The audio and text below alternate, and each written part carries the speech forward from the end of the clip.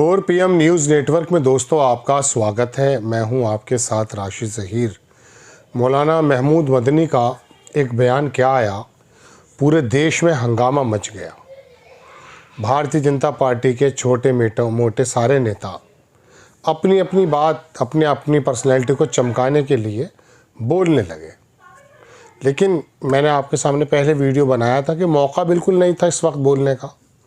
कोई ज़रूरत नहीं थी लोगों के सामने, लोगों की कम्युनिटी के सामने इस तरह की बात कहने की। बहरहाल उसके बाद वो इंटरव्यूज़ होने लगे। गोदी मीडिया को तो ऐसा लगा जैसे मन की मुराद मिल गई। मैं इसी बात के ख़िलाफ़ रहता हूँ कि इस मीडिया को, इन भारतीय जनता पार्टी, RSS या देश के इस तरह की पार्टी के लोगों को कोई कंटेंट ना मिल जाए कि जिसकी वजह से वो असल मुद्दों से नज़र हटा पाएँ। मौलाना महमूद मदनी बड़े काबिल आदमी हैं, लेकिन उन्होंने ये मौका दे दिया उनको। अब हुआ यह है कि उनका फिर एक इंटरव्यू आया ANI की तरफ से, मैं देख रहा था। उन पत्रकार ने पूछा कि मैं एक ऐसे व्यक्ति से बात कर रहा हूं जिसने परवेज़ मुशर्रफ को ये जवाब दिया था कि इस देश के अल्पसंख्यकों के साथ सिविल सोसाइटी खड़ी है, वो आदमी अपनी बात से कैसे पलट रहा है। तो मौलाना महमूद मदनी का जवाब ये था दोस्तों कि हाँ, आज मुझे ये कहने में सोचना पड़ेगा। वाकई बहुत बड़ी बात है। ये व्यक्ति अगर इस बात को बोल रहा है कि आज मुझे इस बात को सोचने में, यानी कि अगर परवेज़ मुशर्रफ जैसा कोई व्यक्ति ये सवाल करने लगेगा तो उन्हें सोचना पड़ेगा कि ये बात उन्हें कहनी है या नहीं कहनी। हालांकि सीमा पार से कोई भी व्यक्ति आएगा तो मैं तो यही कहूँगा जो मौलाना महमूद मदनी ने उस समय कहा था कि आपको ज़रूरत नहीं है परेशान होने की, इस देश के अल्पसंख्यकों के साथ सिविल सोसाइटी खड़ी है। मैं तो आज भी यही कहूँगा। लेकिन फिर भी मौलाना महमूद मदनी अगर इस बात को कह रहे हैं कि अगर आज वो सिचुएशन आ गई तो मुझे सोचना पड़ेगा कि मैं कहूँ या ना कहूँ, कहेंगे नहीं। उसकी क्या वजह है, वो माहौल क्या था और ये माहौल क्या है। उन्होंने कहा देश के मुसलमानों को दीवार से लगा दिया गया है। जिस कम्युनिटी और जिस पार्टी को मैं बिलोंग करता हूँ, जमीयतुल उलमा को, वहाँ ये बात बड़े ज़ोर से महसूस की जा रही है कि देश के अंदर जो फिलहाल मौजूदा सत्ता में लोग बैठे हैं, उन लोगों ने इस प्रकार के बयान देने शुरू कर दिए हैं और इस तरह के कानून साजी करने की कोशिश करने लगे हैं, जिससे लगने लगा है कि वाकई देश का अल्पसंख्यक, देश का मुसलमान दीवार से लगा है। महमूद मदनी अभी बोले भी नहीं थे, जो उत्तर प्रदेश का छुटभैया नेता आकर के बोलता है कि ये बीमार कौम का बीमार मौलाना है। तो मौलाना महमूद मदनी का ये बयान जब मैं सुना तो मुझे लगा कि क्या वाकई ऐसा है। तो दोस्तों हकीकतन बात यह है कि देखिए, ये लिखा है, ANI ने छापा भी है।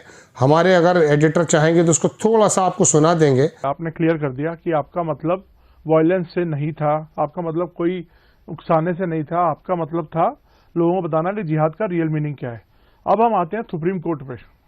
आप सुप्रीम कोर्ट को भी लताड़ रहे हैं। अब आप क्या कह रहे हैं कि मैंने ये कहा कि सुप्रीम कोर्ट गलत है, और जो मैंने कहा है वो सुप्रीम कोर्ट सरकार के दबाव में काम करता है। ऐसी फीलिंग्स हैं। देखिए, मैं एक इंडिविजुअल नहीं हूं, एक ऑर्गेनाइजेशन को से बिलोंग करता हूं, और वो ऑर्गेनाइजेशन एक पर्टिकुलर कम्युनिटी के साथ बिलोंग करती है।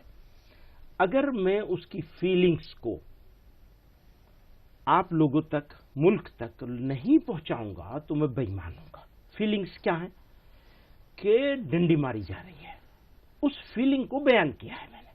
हो सकता है वो फीलिंग गलत भी हो, क्योंकि बहुत सारे अच्छे फैसले भी आए हैं, उनकी तारीफ भी होती है।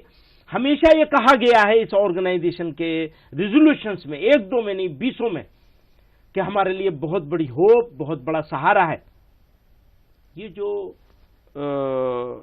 हमारे कॉन्स्टिट्यूशन के निर्माताओं ने, भारत के संविधान के निर्माताओं ने जो आइडिया रखा था, वो ये बीच में ये जो हम लोग कहते हैं डेमोक्रेसी के 4 पिलर हैं, उसमें एक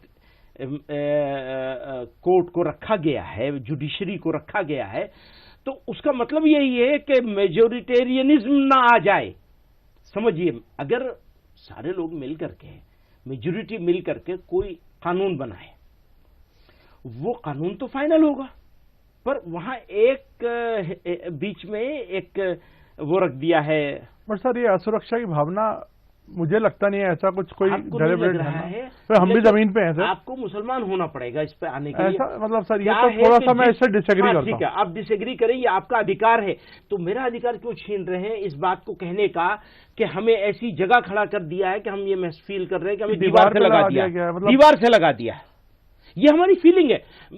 एक बात नवीन जी, क्योंकि मैं आपके साथ एक रिश्ता है तो ये मैं रिस्पेक्ट करता हूं इस डिसएग्रीमेंट का जो आपको है, लेकिन प्लीज मेरा जो एक फीलिंग क्योंकि है, मेरे ही इंटरव्यू में आपने पिछले इंटरव्यू में जब आरएसएस ने रीच आउट किया था, मोहन भागवत ने बोला था कि हमें मिलके चलना है, उसको आपने वेलकम किया था। और आप डी रेडिकलाइजेशन, आपने रेडिकलाइजेशन के खिलाफ पूरी जंग लड़ी है। Always. और अब आप कह रहे हैं कि मतलब हमें दीवार पे लगा दिया गया है। थोड़ा सा मुझे हाँ ठीक है, इसमें कॉन्ट्रडिक्शन लगता है। ठीक है, आपकी वो बात सही हो सकती है। मुशर्रफ को एक आदमी ने जवाब दिया था, इस देश की इस मुसलमान के साथ सिविल सोसाइटी खड़ी है, क्या वो बदल गया? हाँ, इसलिए आज की तारीख में अगर मुझे कहना पड़े तो मेरी हिम्मत नहीं है कहने की वो जुमले, मेरी हिम्मत नहीं है।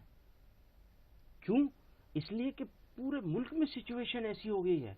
हमारे पास सर ये तो अलार्म रेज करने वाली बात है। हाँ, यही तो मैं चाहता हूं कि अलार्म रेज हो और आप भी इसके बारे में चिंता करें कि इस सिचुएशन, अगर ये सिचुएशन नहीं है तो हमें अंडरस्टैंड करना चाहिए, और अगर है तो आपको अंडरस्टैंड करना चाहिए। ये अंडरस्टैंडिंग को स्टार्ट करना है। सर आप इतनी बड़ी ऑर्गेनाइजेशन लीड कर रहे हैं, आपका हर बयान स्क्रूटिनाइज होता है, हर बयान पर एनालिसिस होता है, और आपके इतने हजारों लाखों फॉलोअर्स हैं, तो सर आपको लगता नहीं कि ये इतने अलार्मिस्ट बात करना एक गलत मैसेज देगा और हमारे देश की यूनिटी को? बहुत दिनों से ये बात हमारे ऊपर है कि हमें ये बात कम्युनिटी के सामने, कौम के सामने, देश के सामने रखनी चाहिए कि ये हमारे कंसर्न है। हमारे कंसर्न को हमारा गद्दारी साबित करना, अगर संभव हुआ कि उन्होंने कहा कि मुझे अब इस बात को सोचने में परेशानी होनी पड़ेगी।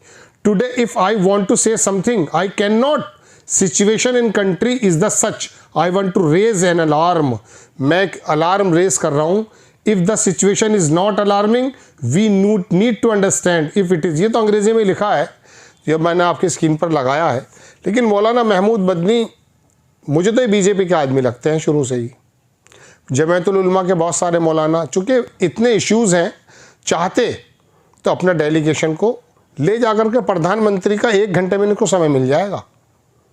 जाएं और बैठ कर के बात करें, प्रधानमंत्री जी 140 करोड़ लोगों की बार बार आप बात भगाड़ते हैं, उसमें से 20 करोड़ लोगों के बारे में जो आपकी पार्टी के फला फला फला फला फला फला, हर प्रदेश में बहुत सारे बागड़ बिल्ले मिल जाएंगे, उनकी लिस्ट क्यों नहीं सौंपते? और खुद ये क्यों नहीं पूछते कि जब आप चुनाव के प्रचार में आए थे 2024 में, तो आप क्यों पहचान रहे थे कपड़ों से? आपको क्या लग रहा था कि मुसलमान क्या ले जाएंगे? फिर आप 140 करोड़ का वो जो मकौला आप बार बार कहते हैं उसको हटाइए आप अभी, और उसकी वीडियो रिकॉर्डिंग करते उस पूरी डेलीगेशन की, और शिकायत करते आप मोदी जी से। लेकिन आप नहीं गए। एक बार अमित शाह के पास गए थे, मौलाना कलीम सिद्दीकी झूठे या सही आरोपों में जेल में बंद है, आपकी कान पर जू रहेंगी? नहीं रहेंगी। आप अगर चाहें तो अपने डेलीगेशन को लेकर के प्रधानमंत्री और अमित शाह से 1-1 घंटे में हर महीने मिल सकते हैं कि साहब आपका आदमी ये बात कह रहा है।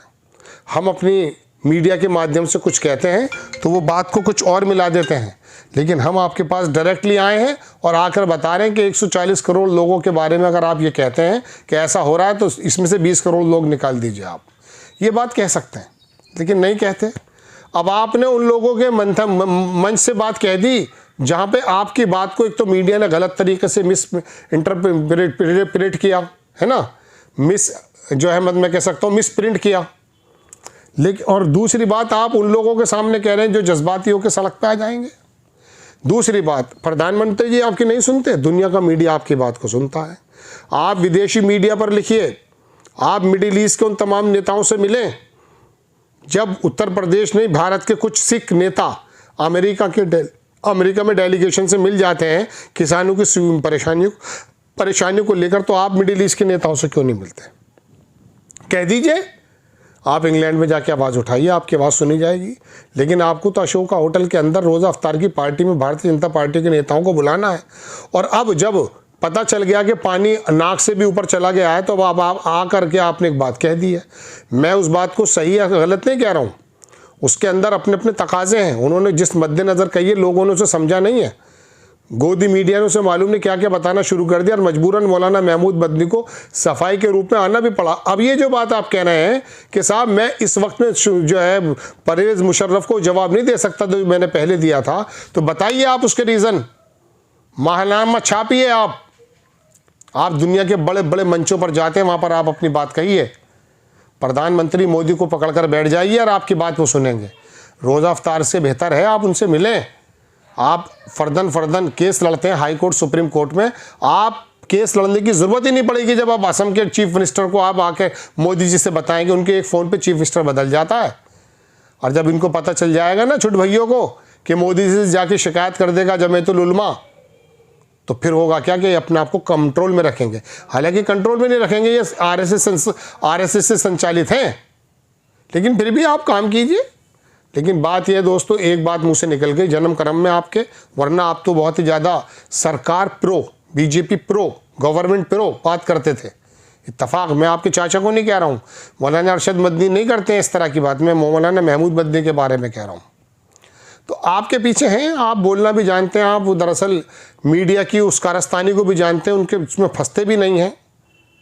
ना आपका टीवी है, ना आपका चैनल को इतना बड़े लेवल का है। क्या किया आपने? सर सैयद साहब को गुना करते रहिए आप, उसने कम से कम बना तो दिया था एएमयू। दुनिया के अलग अलग जगहों पे जाके वो एलिगेरियंस अपनी बात सुनते समझते, तो चलिए अपने परिवारों को चला रहे हैं।